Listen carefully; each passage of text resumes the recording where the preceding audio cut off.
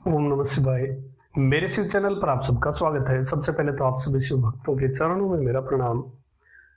इस महापर्व महाशिवरात्रि पर आपने किस प्रकार से पूजन किया और क्या क्या आनंद का अनुभव आपको प्राप्त हुआ, आप मुझे कमेंट में बता सकते हैं। वो पूजा विधि आपको कैसी लगी और अष्टांग जल से और अनेकों अनेक प्रकार के द्रव्यों से आपको देवादिदेव महादेव का आपको अभिषेक करके कैसा आनंद प्राप्त हुआ, आप मुझे कमेंट में बता सकते हैं।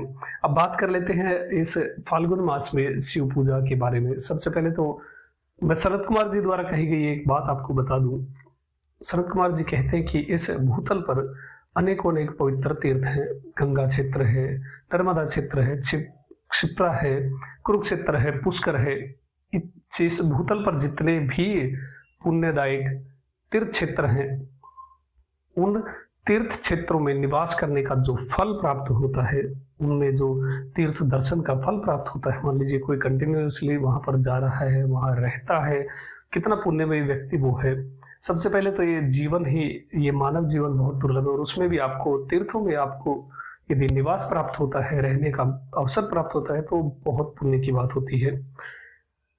यहाँ रहने से जो पुण्य प्राप्त होता है, जीवन पर्यंत रहने से जो पुण्य प्राप्त होता है, शरद कुमार जी बहुत इंटरेस्टिंगली बात कहते हैं। आप सभी से वक्त से ध्यान से सुनिए। शरद कुमार जी कहते हैं कि इन तीर्थ क्षेत्रों में रहने से जो आपको पुण्य प्राप्त होता है, इस पवित्र भूमि पर रहने से जो पुण्य प्राप्त होता है, वो पुण्य शिवलिंग के दर्शन मात्र के 16वें अंश के बराबर भी नहीं है।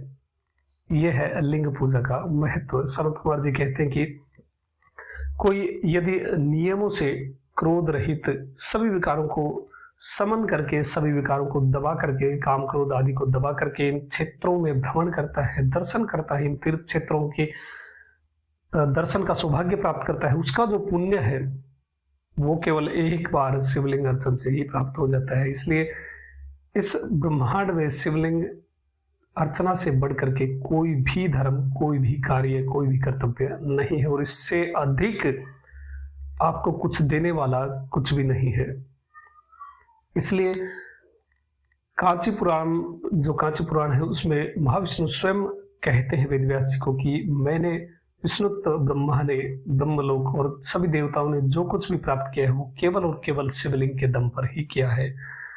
और मानव जीवन प्राप्त करके यदि हम शिवलिंग की पूजा नहीं करते हैं, उन परमेश्वर ब्रह्मांड के अधिपति जिनसे सब कुछ उत्पन्न है, उनकी पूजा नहीं करते हैं, तो हमसे बड़ा मूर्ख कौन होगा। इसलिए समय वही खराब होता है जिसमें हम महादेव का पूजन नहीं करते, महादेव का स्मरण नहीं करते, उन परमेश्वर शिव का नाम याद नहीं करते हैं। समय केवल वही बेकार होता है। इसलिए जितना भी इस जीवन यात्रा में समय है, वो सब का सब परमेश्वर को ही अर्पित कर देना चाहिए, क्योंकि वो समय के भी अधिपति हैं, कालाधिपति भगवान शिव हैं। अब बात कर लेते हैं फाल्गुन मास की। फाल्गुन मास में शिव पूजन का क्या महत्व है और शिव पूजन फाल्गुन मास में किस द्रव्य से करना चाहिए।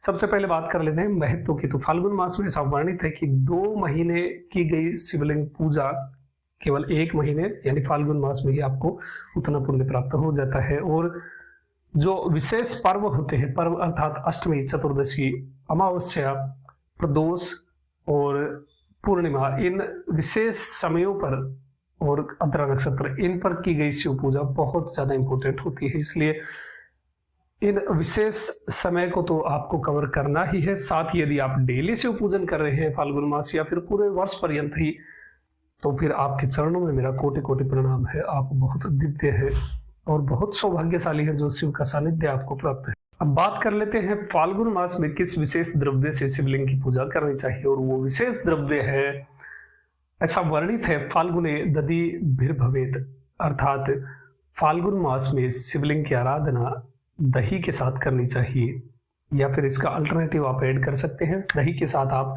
छाछ, या जिसे बहुत सारे राज्यों में लस्सी के रूप में जाना जाता है, वो लस्सी या छाछ आप शिवलिंग पूजा में प्रयोग कर सकते हैं। साथ ही दही तो कर ही सकते हैं। अब दही क्यों इंपॉर्टेंट है, देखिए आप सभी शिव भक्त पूरे वर्ष भर पंचामृत से भगवान को स्नान कराते हैं। दूध, दही, घी, शहद, शर्करा, ये सब आप कंटिन्यूसली करते हैं, तो इसमें कुछ एक विशेष द्रव्य जो मेंशन होता है, जो वर्णित होता है, उसके ऊपर हमें हर मास में अधिक फोकस करना होता है।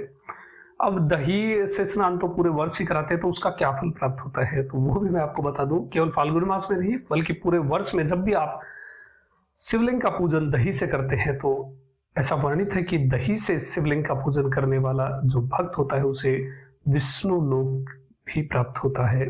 अर्थात न केवल शिव की कृपा प्राप्त होती है। अब इसे अन्यथा, बहुत सारे लोग अन्यथा ले लेते हैं इसको कि हम दही से करेंगे तो विष्णु लोक जाएंगे, ऐसा नहीं है। आपको शिव का सानिध्य तो प्राप्त होगा ही, शिव कृपा तो प्राप्त होगी ही, क्योंकि आप लिंगम पूजन कर रहे हैं। साथ ही आपको कृपा प्राप्त होगी श्री हरि की, जगत के पालनहार की, जो जगत का पालन करते हैं और जिनका इतना अगाध प्रेम है हमारे शिव के लिए, जो महानिद्रा में होते हुए भी एक पुष्प लिंगम पर अर्पित करते रहते हैं। इस रहस्य के बारे में भी एक अलग वीडियो आएगी। भगवान विष्णु का जो प्रेम है, ऐसा शिव का प्रेम शायद ही किसी का होगा। इतना ऐसा ये संबंध है कि मैं कुछ कह ही नहीं सकता हूं। इसलिए जो दही से भगवान को स्नान कराते हैं, अभिषेक कराते हैं, उनको न केवल शिव की ही कृपा प्राप्त होती है, अपितु भगवान विष्णु का सानिध्य भी प्राप्त होता है, उनकी कृपा भी प्राप्त होती है। इसलिए आप सभी शिव भक्त भक्ति भाव से शिवमय होकर के लिंगम का पूजन करिए। इस ब्रह्मांड में शिवलिंग से बढ़कर कोई भी धर्म नहीं है, कुछ भी शिवलिंग से बढ़कर के नहीं है। जानकारी कैसी लगी आप मुझे कमेंट में बता सकते हैं।